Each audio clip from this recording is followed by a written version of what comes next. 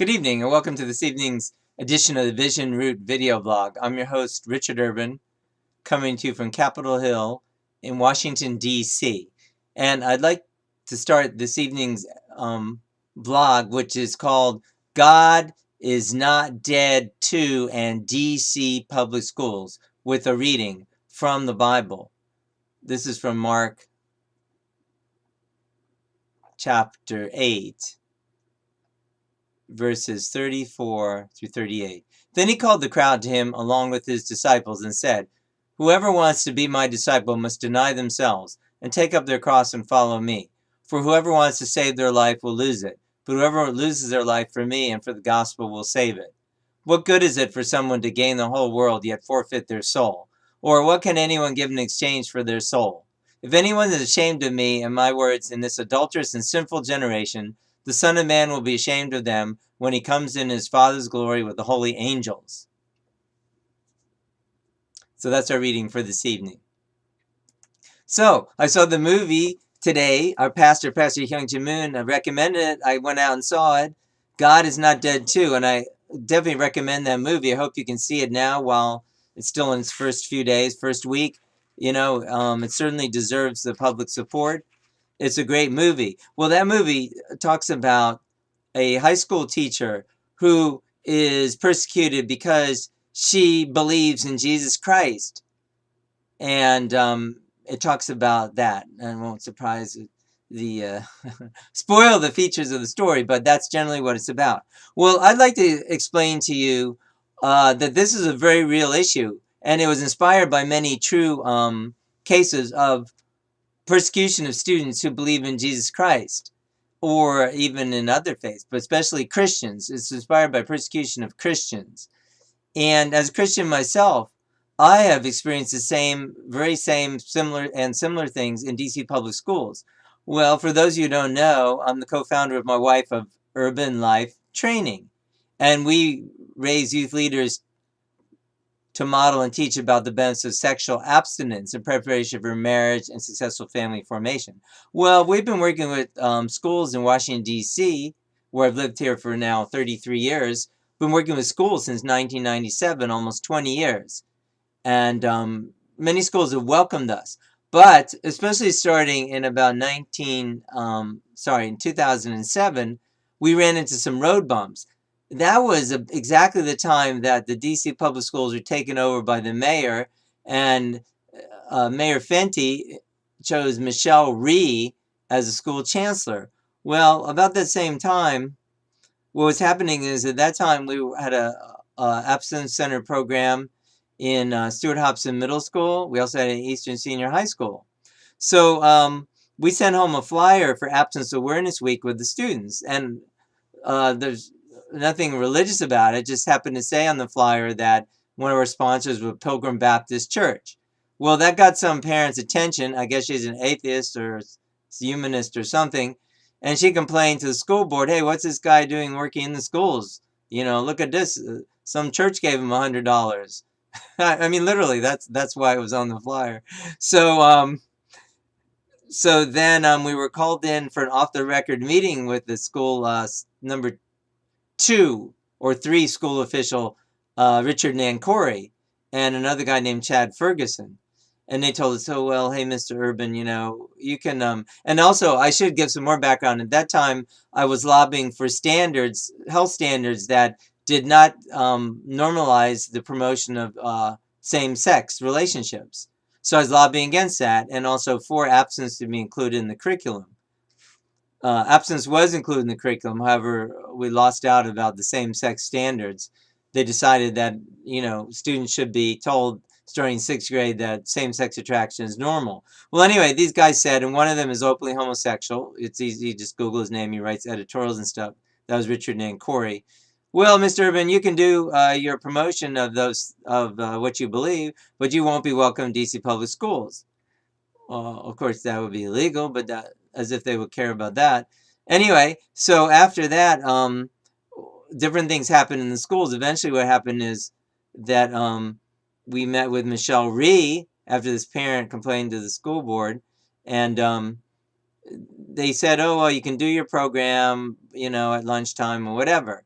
So anyway, I went to school, and then they claimed that because I went to school one day before my security clearance cleared, I've been waiting around for like a week or 2 or 3, and I got in the mail the next day. They said since I went there a day before, by the way, I already been working at school for several years, but then they said I didn't have a security clearance, that I couldn't work in the schools anymore. Also, the chancellor, get this, the top school official said I didn't sign the school entry log, which I had signed it. I mean, like, she doesn't have anything else to do but check the school entry log. I mean, clearly they were making up some excuse to kick me out of the school. So what? I also got an email from a friend that or no, that's right. I was able to get a copy of the email this parent had sent in to, I think, the principal, and it was shared with the health teacher. So the email said that, Mr. Urban was a unificationist, which that means a member of the unification movement founded by Reverend Sun Myung Moon. Like there was something wrong with that. And I saw another email, I think that was forwarded to me by another lady I know, that said Mr. Urban, he witnessed to some students, because I had witnessed to some Eastern students about Jesus and about God. And then I think I wrote that in my personal reflections, but somehow it ended up on the internet. Somebody put it there without my permission, whatever.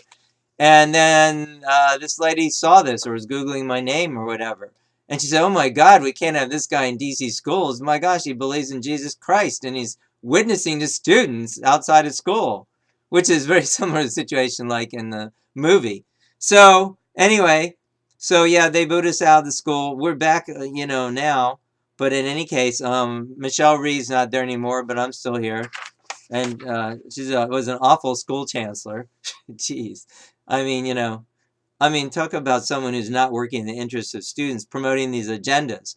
So we've had many other experiences, but even recently, we have had a club. We just wound it down for the school year now, but at Duke Ellington School of Arts. And the same thing happened again. So here's this teacher who doesn't like our program. She seems to have an agenda. She seems to have a same-sex friendly agenda. So we're working with the principal and giving, our absence presentations, which, by the way, are not, religious, but I'm, of course, myself a person of faith. And then this teacher who doesn't like it comes in and says, oh, you're wasting class time. Every minute of this class has to be spent on academics. It's like, oh, okay. But anyway, the principal said, go ahead. So we went ahead. Although I saw steam probably almost literally come out of his teacher's ears. But unfortunately, the principal, then they got a new principal. That principal, Father Payne, died. That was in 2014. And so then the assistant principal, Miss Logan, she said, oh, well, we're having a change of administration, so we have to stop your program. Oh, okay. I guess she was just concerned about her own self. Probably something like that principal in the movie God Is Not Dead too. But anyway, so then finally we met the principal, and she said, well, we can't waste any time in the classroom. Anyway, it was so apparent they just didn't want us to do our program because they don't want somebody teaching about sexual abstinence, and especially they don't want anybody who might or is religious. It doesn't matter if you're not teaching religion. You're penalized because they think you're religious or because you're Christian. That's the way it is. Hello, if you don't know that's going on in our schools, you got to wake up and see what's going on with your kids in school. Wake up. Your kids are being indoctrinated, about humanism, about secularism. They're certainly not being indoctrinated about Jesus Christ or, it's crazy. So, you really need to speak up. So the situation like in Houston with the pastors, that's a real situation where they subpoenaed the pastor's sermons. Why? The mayor is a lesbian lady. So she subpoenaed the pastor's sermons because they had audacity to say that's against God's law to have homosexuality. Well, exactly same things happening in DC schools. Check Duke Ellington School of the Arts, if you want an example, and many other schools. So this is a reality of what's going on in, DC public schools. And we had meetings with parents. They loved our program. Did the Mr. Nancori care, that the half a dozen parents got up early in the morning to meet with him and about half a dozen students? They don't care. Do you think they care about the students' welfare? No, they care about promoting the same-sex agenda. And we recently celebrated Abstinence Awareness Week, second time at Duke, in general, and also Duke Ellington's, the students in the Urban Life Training Star Leadership Club put up posters last year. So what happened?